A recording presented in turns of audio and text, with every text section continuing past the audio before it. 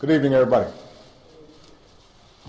Tonight, after nearly 100 years of talk and frustration, after decades of trying and a year of sustained effort and debate, the United States Congress finally declared that America's workers and America's families and America's small businesses deserve the security of knowing that here in this country, neither illness nor accident should endanger the dreams they've worked a lifetime to achieve. Tonight, at a time when the pundits said it was no longer possible, we rose above the weight of our politics. We pushed back on the undue influence of special interests. We didn't give in to mistrust or to cynicism or to fear. Instead, we proved that we are still a people capable of doing big things and tackling our biggest challenges. We proved that this government, a government of the people and by the people, still works for the people. I want to thank every member of Congress who stood up tonight with courage and conviction to make health care reform a reality.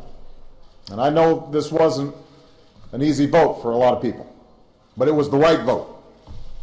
I want to thank Speaker Nancy Pelosi for her extraordinary leadership, and Majority Leader Steny Hoyer and Majority Whip Jim Clyburn for their commitment to getting the job done. I want to thank my outstanding Vice President, Joe Biden, and my wonderful Secretary of Health and Human Services, Kathleen Sebelius, for their fantastic work on this issue. I want to thank the many staffers in Congress and my own incredible staff in the White House, who have worked tirelessly over the past year with Americans of all walks of life to forge a reform package finally worthy of the people we were sent here to serve. Now, today's vote answers the dreams of so many who have fought for this reform. To every unsung American who took the time to sit down and write a letter or type out an email hoping your voice would be heard, it has been heard tonight.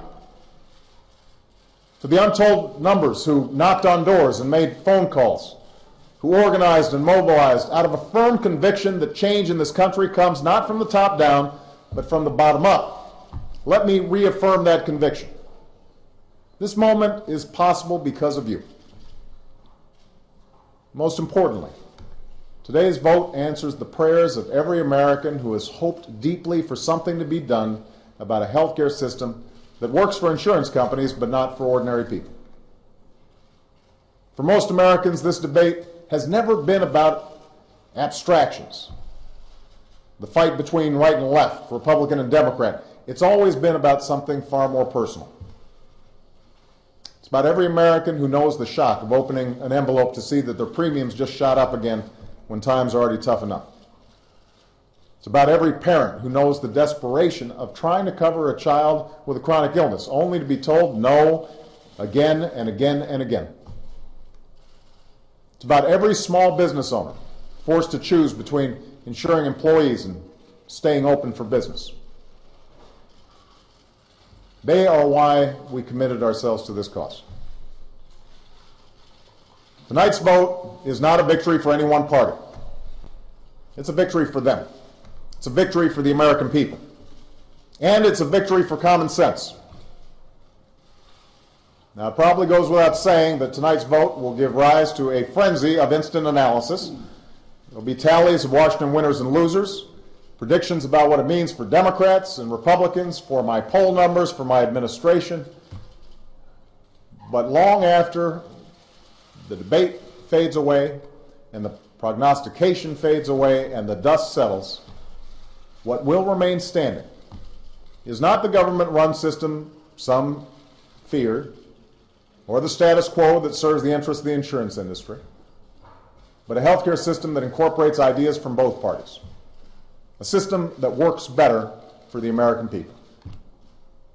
If you have health insurance, this reform just gave you more control by reining in the worst excesses and abuses of the insurance industry with some of the toughest consumer protections this country has ever known, so that you are actually getting what you pay for. If you don't have insurance, this reform gives you a chance to be a part of a big purchasing pool that will give you choice and competition and cheaper prices for insurance. And it includes the largest health care tax cut for working families and small businesses in history, so that if you lose your job and you change jobs, start that new business, you'll finally be able to purchase quality, affordable care and the security and peace of mind that comes with it. This reform is the right thing to do for our seniors. It makes Medicare stronger and more solid, extending its life by almost a decade. And it's the right thing to do for our future. It will reduce our deficit by more than $100 billion over the next decade and more than $1 trillion in the decade after that. So this isn't radical reform, but it is major reform. This legislation will not fix everything that ails our healthcare system, but it moves us decisively in the right direction.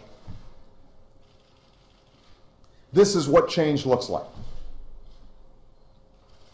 Now, as momentous as this day is, it's not the end of this journey. On Tuesday, the Senate will take up revisions to this legislation that the House has embraced. And these are revisions that have strengthened this law and removed provisions that had no place in it. Some have predicted another siege of parliamentary maneuvering in order to delay adoption of these improvements. I hope that's not the case. It's time to bring this debate to a close and bring in the hard work of implementing this reform properly on behalf of the American people. This year, and in years to come, we have a solemn responsibility to do it right. Nor does this day represent the end of the work that faces our country. The work of revitalizing our economy goes on. The work of promoting private sector job creation goes on. The work of putting American families' dreams back within reach goes on. And we march on with renewed confidence, energized by this victory on their behalf. In the end, what this day represents is another stone firmly laid in the foundation of the American dream. Tonight, we answered the call of history, as so many generations of Americans have before us. When faced with crisis, we did not shrink from our challenge. We overcame it. We did not avoid our responsibility. We embraced it. We did not fear our future. We shaped it. Thank you. God bless you, and may God bless the United States of America. What do you decide, Mr. President?